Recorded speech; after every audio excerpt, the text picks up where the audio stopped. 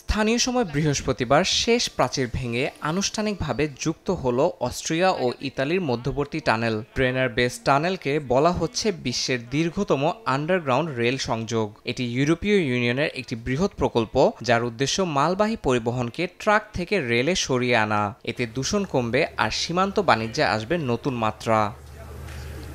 এই ঐতিহাসিক মুহূর্তে উপস্থিত ছিলেন ইতালির প্রধানমন্ত্রী জর্জিয়া মেলোনি এবং অস্ট্রিয়ার চ্যান্সেলর ক্রিশ্চিয়ান স্টোকার। মেলোনি একে সমগ্র ইউরোপের জন্য একটি ঐতিহাসিক দিন হিসেবে ঘোষণা করেছেন। টানেলটি নির্মাণে খরচ করা হয়েছিল ৬ বিলিয়ন ইউরো, কিন্তু ব্যয় দাঁড়িয়েছে ৮.৫ বিলিয়নে। সময়সূচিও পিছিয়েছে ১৬ বছর, ফলে এটি চালু হবে ২০৩২ সালে। তবে প্রকল্প সম্পন্ন হলে ইতালির ফোর্তেজা থেকে অস্ট্রিয়ার ইন্সব্রুক পৌঁছাতে সময় লাগবে মাত্র ২৫ মিনিট, যেখানে আগে লাগতো ৮০ মিনিট। ৫৫ কিলোমিটার দীর্ঘ এই টানেল বিদ্যমান সংযোগের সঙ্গে যুক্ত হয়ে প্রসারিত হবে ৬৪ কিলোমিটার পর্যন্ত।